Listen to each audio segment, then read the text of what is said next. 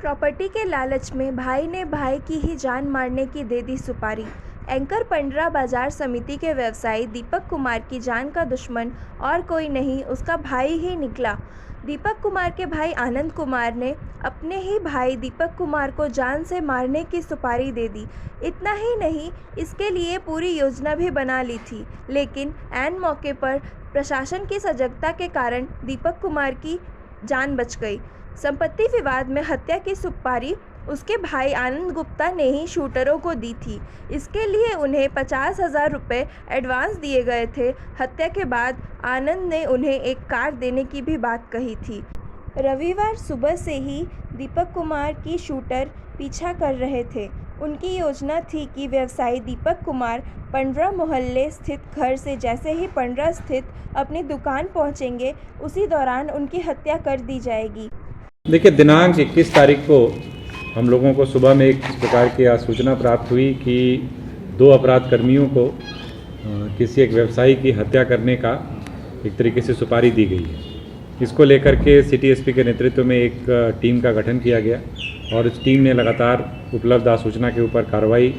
की, उसका सत्यापन किया। तो उस दौरान यह बात सामने आई कि रितेश वर्मा उर्फ देवराज एवं अल्तमस खां उर्फ राज, ये दोनों मिलकर बाजार समिति के एक दुकानदार की हत्या करने के लिए उस मोहल्ले में रेकी कर रहे हैं, जो मोहल्ला बेसिकली रवि स्टील के पास में राधा नगर मोहल्ला है, वहाँ पर। तो सूचना के आलोक में जब छापामारी दल गई, जो स्पेशल एक टीम बनाई गई थी, उस टीम को देख करके ये जो दोनों व्यक्ति थे जो रेकी कर रहे थे और जिन्होंने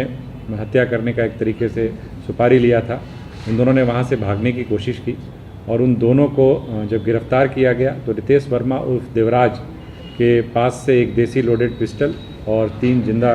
गोली जिसमें लोड था वो बरामद हुआ और अल्तमस खां उर्फ राज के भी पॉकेट से जो है 2 जिंदा गोली बरामद किया गया। इन दोनों की गिरफ्तारी की गई और जब इन दोनों से पूछताछ की गई,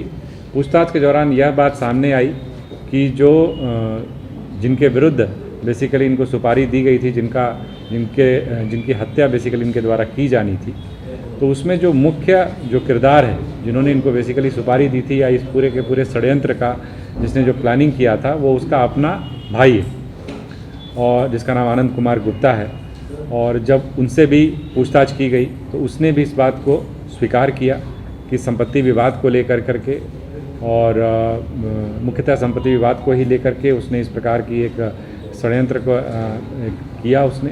और इन लोगों के साथ मिलकर के प्लान किया था कि उसको उसी मोहल्ले में उसकी हत्या की जानी है। इस संदर्भ में जब और पूछताछ की गई तो यह भी बात निकल करके आई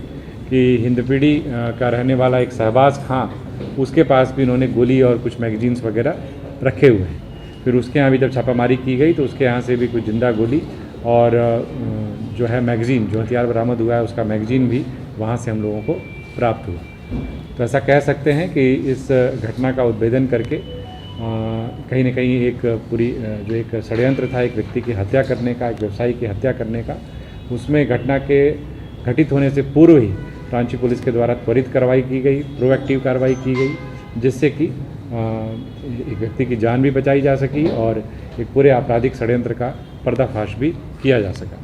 इसमें जो एक व्यक्ति है रितेश वर्मा और देवराज का, उसकी क्रिमिनल हिस्ट्री भी रही है और पहले भी वो 5 मामलों में, जिसमें कि रंगदारी के मामले हैं, आर्म्स एक्ट के मामले हैं, लूट के मामले हैं, उन मामलों में वो पहले भी जेल जा चुका है। अल्तमस खां उर्फ राज भी 2015 में एक धोखाधड़ी के मामले में जेल जा चुका है। तो इस प्रकार से ऐसा कह सकते हैं कि इसमें से जो 2 लोग हैं उनका तो स्पष्ट तौर पर आपराधिक इतिहास है।